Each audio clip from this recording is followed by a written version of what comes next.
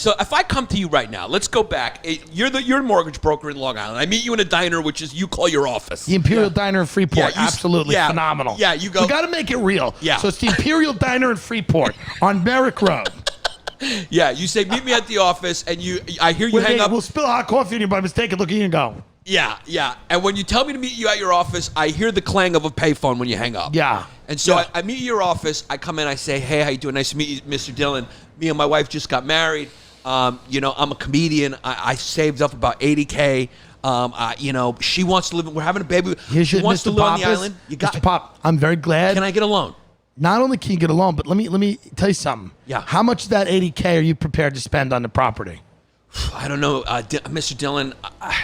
I'm a pretty conservative guy. I saved every single dollar from my more recent shows. How much are you prepared to spend? Hold on, let me go into Maurice's brain. No. Of that $80,000, how much would you like to spend? Are you willing to spend all of it? I'm willing to spend about 60 or 70 of it. Mr. Pappas, guess how much of that 80 you're gonna have to spend? How much? Nothing.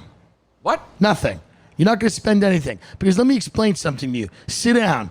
The wife is lovely. Would you like a cup of coffee? Yeah. Here's the thing. Yeah. Wait, can Mr. I get Pappas? Can I get pancakes while I'm here? Yeah, you can get anything. The bricks and sticks of your house. Yeah. Appreciate.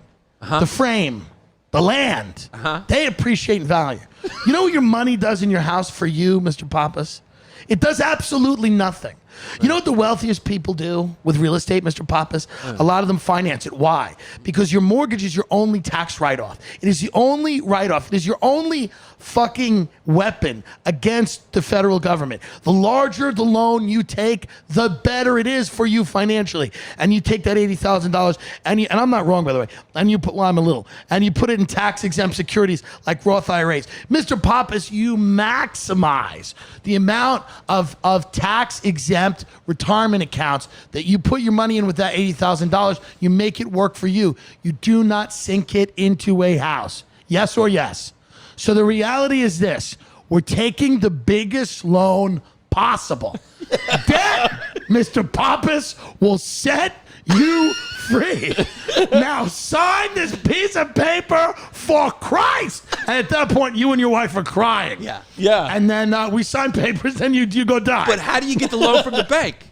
They're giving them away. What are we doing? We're talking about now or back in the day? No, back in the day. Yeah, how Back did in you the do day, it? I go to the bank. I said, Kelly, we got one. And Kelly, I said, Mr. Pappas and his wife Brittany's from Long Island. They want to go buy a piece of marble hunk of shit. And Kelly has got Coke running down her nose from last night. She's got a fucking double tall non-fat latte from Starbucks, non-fat. She's not kidding anyone. And she nails it down and she says, she makes all the paperwork look like it should look. And then my little shitty bank, which was called Franklin First or New World Mortgage or the Mortgage Zone or the Funding Hut or whatever it is, we send our paper to a fucking even bigger and as similarly shitty bank like a Long Beach Mortgage or a New Century Mortgage or an Argent. And those banks were doing backdoor deals with JP Morgan, Citigroup. So those banks were underwriting the paper to the middle grade banks that were lending money to the dirtbag brokerage operating out of a van places that I worked. Okay? Right. So when this all, you ever played a game of hot potato? Yeah, it's an orgy, yeah. So when everything goes wrong, you pass it around. we're passing it around. Yeah. And then by the time you sign your mortgage, by the time you get your first bill, because the other benefit, Mr. Pop, is you don't pay for 2 months. Right. For 2 months, you don't pay. But That's are you true. sure I'm going to be able to afford this mortgage? My stand-up comedy career is up and down. Mr. Pappas, I've watched your stuff. I think you're a genius. Thank you. And I think you're an absolute genius. And I will tell you this right now. All you have to worry about right now is what are you going to do with those? I'm just a little worried. I'm not past the cellar. Am I going to have a future? You're going to have a cellar in the home that we put you in. All you have to worry about, Mr. Pop, is what are you going to do with those 2 free months? Because we're rolling it into the mortgage. You've got 60 days. I would take a little vacation with this lovely lady. Are you serious? 2 Because I was concerned I even had enough for the mortgage before this. 2 free months. What? Yeah, that's Well, right. you're saying free. Am I going to have to pay at some point for this down the line? We're rolling it into the mortgage, which again, we talked about, it just increases your tax deduction. If you could, Mr. Pappas, you'd take a loan every day. Honey, do you think, Every day you would take a loan because the federal government is coming to take your hard-earned money. I am telling you, Your ability to fight them is contingent on how big this mortgage is. Take all your credit card debt, all your car loans, everything, student loans, roll it into this, refinance it. Let's take $100,000, $200,000. Let's do it. Let's make it big.